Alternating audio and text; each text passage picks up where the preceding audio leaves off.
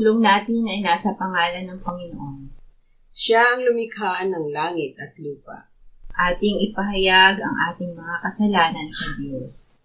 Ang ating Diyos ay Diyos na mahabagin at mapagpatawad.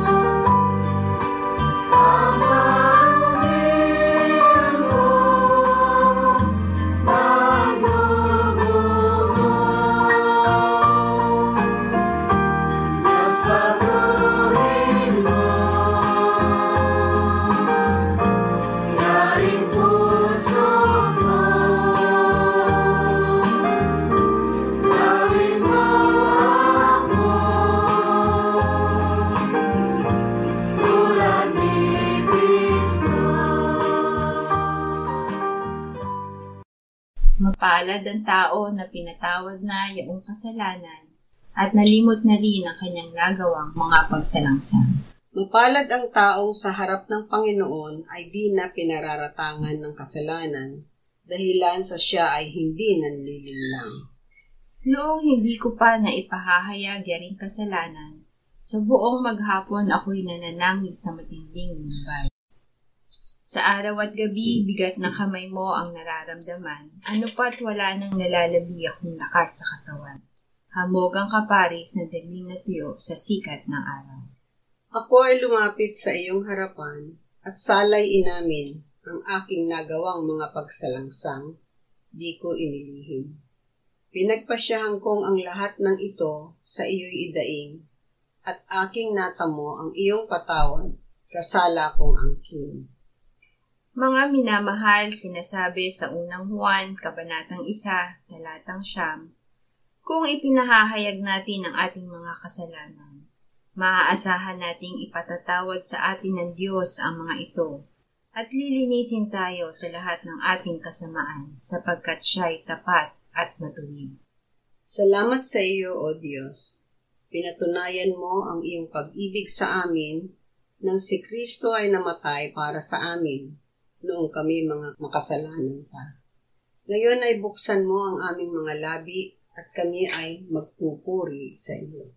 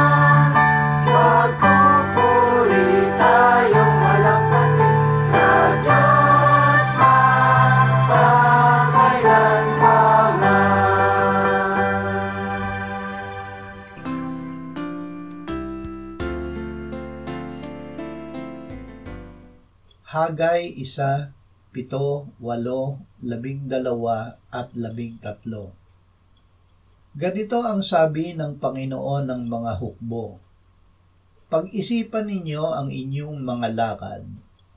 Umahong kayo sa bundok, kumuha kayo ng kahoy, at itayo ninyo ang bahay upang kalugdan ko iyon at ako'y luwalhatiin, sabi ng Panginoon. Na magkagayoy si Zerubbabel na anak ni Shealtiel at si Josue na anak ni Jehozadak na dakilang pari, pati ang lahat ng nalabi sa bayan, ay sumunod sa tinig ng Panginoon nilang Diyos at sa mga salita ni Propeta Hagay na siyang sinugo ng Panginoon nilang Diyos, at ang bayan ay natakot sa harap ng Panginoon. Nang magkagayoy nagsalita si Hagay na sugo ng Panginoon ayon sa mensahe ng Panginoon sa bayan, ako'y sumasa inyo, sabi ng Panginoon. Unang tanggapin ang nagsalita. Ang Panginoon ang nagsasalita sa atin. Siya ang ating panaligan at unang hanapin, at siya ay ating matatagpuan. Siya ang nagbibigay ng gantimpala sa masigasig na humahanap sa Kanya. Tayo ay tinatagpo niya sa Kanyang salita. Kapag ating pinapakinggan at tinatanggap ang salita ng Diyos, ang Diyos ang ating pinapakinggan at tinatanggap. Ang pananalig sa salita ng Diyos ay pananalig sa Diyos. Ang tumatanggap ng mga pangako ay tumatanggap sa Diyos na nangangako at sa anak ng Diyos at sa kaligtasan na ibinigay sa mga pangako. Huwag nating paghiwalayin ang salita ng Diyos at ang Diyos na nagsalita. Ang salita ng Diyos na sumaatin ay nagsasabi sa atin, ako'y sumasa inyo, sabi ng Panginoon. Awit 119, 10, 11 at 105. Hinanap kita ng buong puso ko, o huwag nawa akong maligaw sa mga utos mo. Iningatan ko ang iyong salita sa aking puso upang huwag akong magkasala laban sa iyo. Ilawan sa aking mga paa ang salita mo at liwanag sa landas ko. Nasa salita ang buhay. Sa simula ay ang salita at ang salita ay kasama ng Diyos at ang salita ay Diyos. Sa simula ay kasama na siya ng Diyos. Nasa Kanya ang buhay at ang buhay ay siyang ilaw ng mga tao. Ang ilaw ay lumiliwanag sa kadiliman at ito'y hindi nagapi ng kadiliman. Ang lahat ng tumanggap sa Kanya na sumasampalataya sa Kanyang pangalan ay Kanyang pinagkalooban ng karapatan na maging mga anak ng Diyos, na ipinanganak hindi sa dugo o sa kalooban ng laman o sa kalooban ng tao, kundi ng Diyos. Sinabi ni Jesus, ako ang ilaw ng sanlibutan. Ang sumusunod sa akin ay hindi kailanman lalakad sa kadiliman, kundi magkakaroon ng ilaw ng buhay. Ang Ebanghelyo ay isinulat upang tayo ay sumampalataya na si Jesus ang Kristo, ang anak ng Diyos, at sa pagsampalataya ay magkaroon tayo ng buhay sa Kanyang pangalan. Unang Tesalonica 1, 5, 6, 2, 13. Ang aming Ebanghelyo ay hindi dumating sa inyo sa salita lamang, kundi sa kapangyarihan din at sa Espiritu Santo at sa lubos na pagtitiwala, kung paanong nalalaman ninyo kung anong pagkatao ang aming pinatunayan sa inyo alang-alang sa inyo. At kayo'y naging tagatulad sa amin at sa Panginoon, na inyong tinanggap ang salita sa matinding kapighatian na may kagalakan ng Espiritu Santo. At kami ay patuloy na nagpapasalamat sa Diyos na nang inyong tanggapin ang salita ng Diyos na inyong narinig sa amin, ay inyong tinanggap iyon, hindi bilang salita ng mga tao, kundi ayon sa katotohanan ay bilang salita ng Diyos na gumagawa naman sa inyo na sumasampalataya. Salita ng Diyos, hindi ng tao. Noong unang panahon, ang Diyos ay nagsalita sa iba't ibang panahon at sa iba't ibang paraan sa pamamagitan ng mga propeta. Subalit sa mga huling araw ay nagsalita siya sa atin sa pamamagitan ng anak na kanyang itinalagang tagapagmana ng lahat ng mga bagay na sa pamamagitan din niya'y ginawa ang sanlibutan. Siya ang kaningningan ng kaluwalhatian ng Diyos at tunay na larawan ng kanyang likas at kanyang inaalalayan ang lahat ng bagay sa pamamagitan ng kapangyarihan ng kanyang salita. Nang magawa na niya ang paglilinis ng mga kasalanan, siya ay umupo sa kanan ng kamahalan sa kaitaasan. Ang pagtanggap sa salita bilang salita ng Diyos ay pagtanggap sa Diyos na makapangyarihang gumagawa sa mga sumasampalataya. Juan 14:23 hanggang 26. Sumagot si Jesus, "Kung ang isang tao ay nagmamahal sa akin, ay kanyang tutuparin ang aking salita, at siya'y mamahalin ng aking Ama, at kami lalapit sa kanya, at kami gagawa ng tahanang kasama siya. Ang hindi nagmamahal sa akin ay hindi tumutupad ng aking mga salita, at ang salitang inyong narinig ay hindi akin, kundi sa Amang nagsugo sa akin. Ang mga bagay na ito'y sinabi ko sa inyo, samantalang ako'y nananatiling kasama pa ninyo. Subalit ang mga aliw, ang Espiritu Santo na susuguin ng Ama sa aking pangalan, siya ang magtuturo sa inyo ng lahat ng mga bagay at magpapaalala sa inyo ng lahat ng aking sinabi sa inyo." Nasa salita ang kapangyarihan. Ang pakikinig ng salita ng Diyos ay nagbubunga ng pananampalataya sa Diyos. Ang gawa ng pananampalataya sa Diyos ay pag-ibig sa Kanya. Ito ang pag-ibig sa Diyos, na ating tuparin ang Kanyang mga utos. At ang Kanyang mga utos ay hindi pabigat. Ang anak at ang ama ay lumalapit at nananahan sa nakikinig at tumutupad ng salita ng Diyos. Hindi pabigat ang mga utos ng Diyos dahil ang kapangyarihan ng Diyos ay nasa kanyang salita. Ang Espiritu Santo ang gumagawa at nagbibigay ng buhay sa salita ng Diyos na ating tinanggap.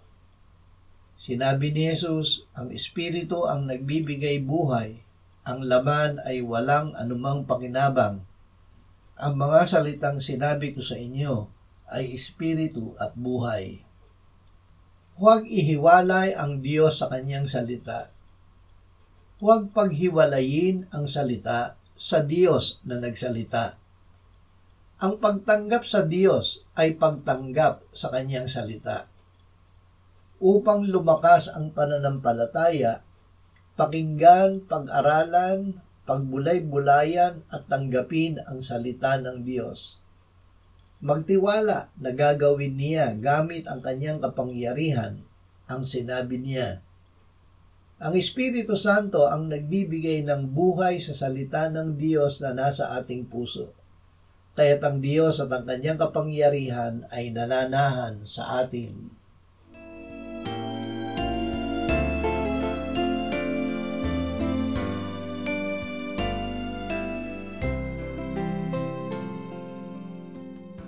Manalangin tayo. Panginoong Jesus, sinabi mo, malibang kainin ninyo ang laman ng anak ng tao at inumin ang kanyang dugo, kayo ay walang buhay sa inyo. Ang sino mang kumakain ng aking laman at umiinom ng aking dugo ay may buhay na walang hanggan, at akin siyang muling bubuhayin sa huling araw. sapagkat ang aking laman ay tunay na pagkain at ang aking dugo ay tunay na inumin. Siya na kumakain ng aking laman at umiinom ng aking dugo ay nananahan sa akin at ako sa kanya.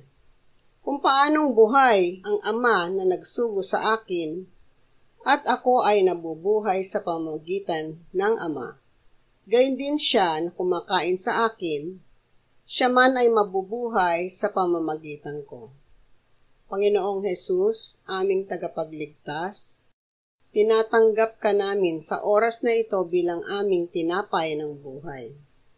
Tinatanggap namin ang iyong katawan na ipinako sa krus, namatay, inilibing, binuhay na muli at iniakyat ng Ama sa kanyang kanan sa langit bilang aming tunay na pagkain. Tinatanggap namin ang iyong dugo na nabuhos sa ikapagpapatawad ng aming kasalanan bilang aming tunay na inumin. Manahan ka at mabuhay ka sa amin upang kami ay mamuhay sa pamamagitan mo kung paanong ikaw ay namuhay sa pamamagitan ng Ama. Salamat Ama, salamat dahil kay Kristo. Kami ngayon ay nakapamumuhay kasama mo kaisa ng Espiritu Santo. Sa iyo ang lahat ng kaluwalhatian ngayon at magpakailanman. Amen.